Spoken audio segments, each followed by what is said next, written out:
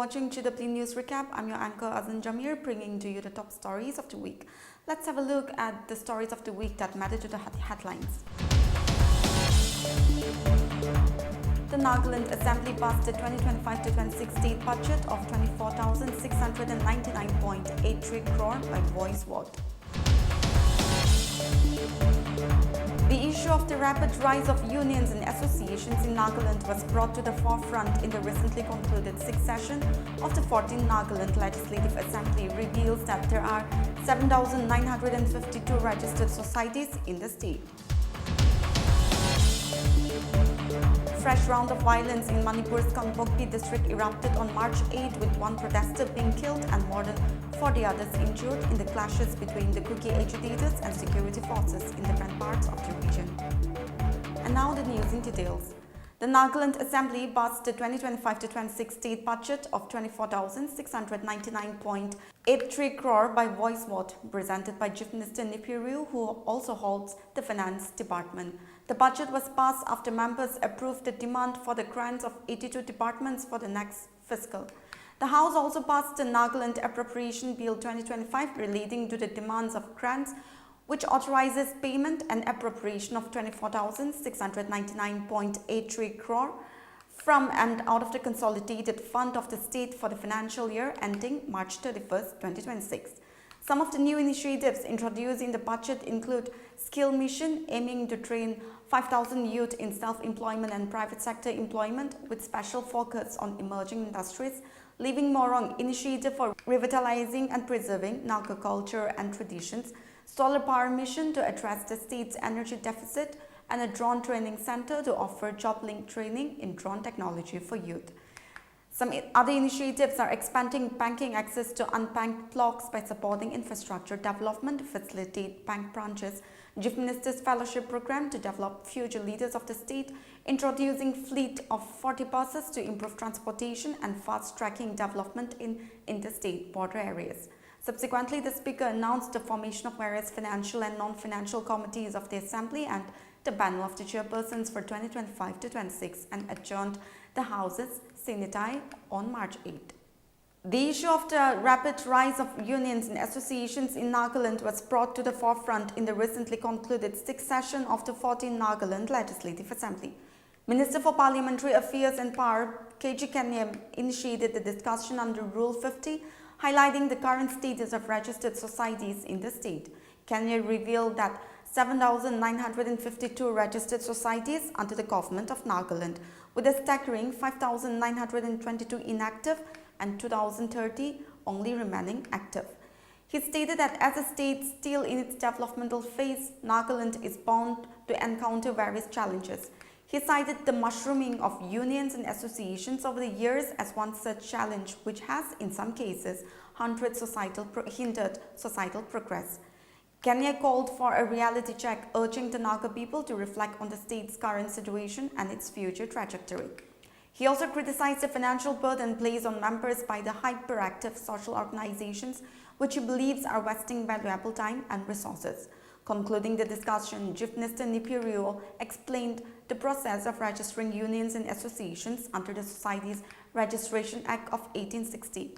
He informed the House that the Home Department serves as the registrar of societies in Nagaland with a registration fee of Rs 2,000 and renewals required every 2 years. Rio shared that Nagaland currently has 7,952 registered societies with 2,064 due for renewal and 244 newly registered since 2023. Dr. Rio urged the Union Department to scrutinize the activities of these organizations to ensure they are aligned with their stated objectives and serving the welfare of the people. Fresh round of violence in Manipur's Kangpokpi district erupted on March 8 with one protester being killed and more than 40 others injured in the clashes between the Kuki agitators and security forces in different parts of the region. The clashes erupted after police fired tear gas to disperse the Kuki demonstrators who were opposing Union Home Minister Amit Shah's directive allowing free movement across the state. Amid the violence and the opposition, the Kukizo Council imposed an indefinite shutdown in all the Kuki areas from March 8 midnight, a statement said. It is crucial for the central government to address the underlying issues to prevent further unrest and protect public safety.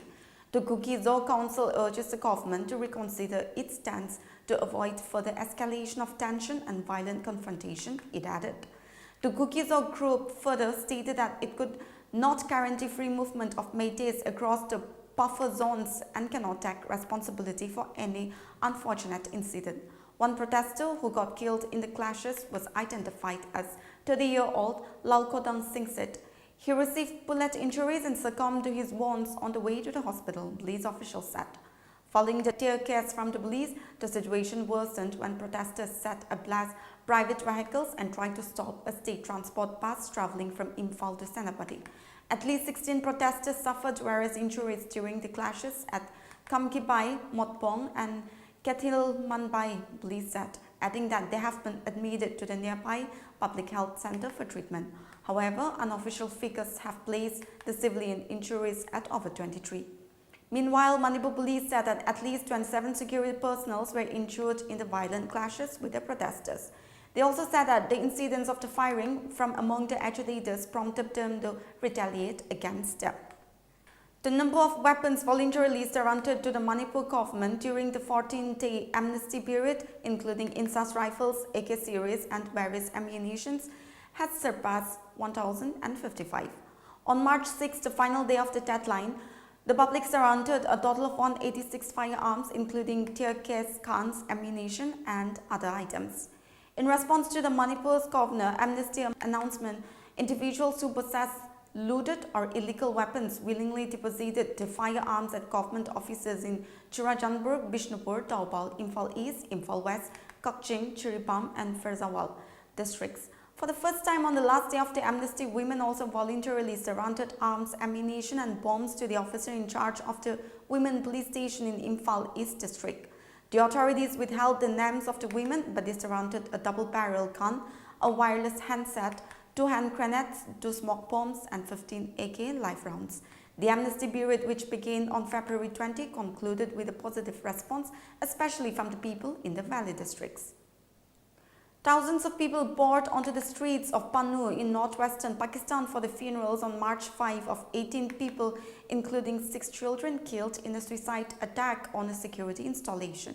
Suicide bombers drove 2 vehicles packed with explosives into the town's military base in an attack staged by more than a dozen militants on March 4. The military said in a statement that the multiple suicide blasts caused a partial collapse of the compound's outer wall, damaging nearby infrastructure. A nearby mosque and residential building were also severely damaged, it added. At least 13 civilians and 5 soldiers were killed in the attack, the military said. 4 suicide bombers were among 16 militants also killed in the attack. There was no immediate claim of responsibility. Pakistan is battling a surge in attacks by its own chapter of the Islamist Taliban movement known as the Tehreek-e-Taliban Pakistan on police and military in areas near the Afghan border. Video images from the scene showed people sifting through piles of bricks and cleaning metal scaffolding.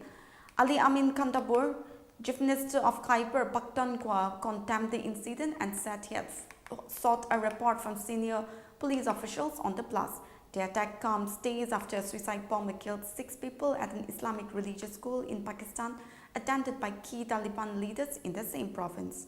Well, viewers, that's it for this week's news recap. For more news like this, you stay connected to Global Window. Good night.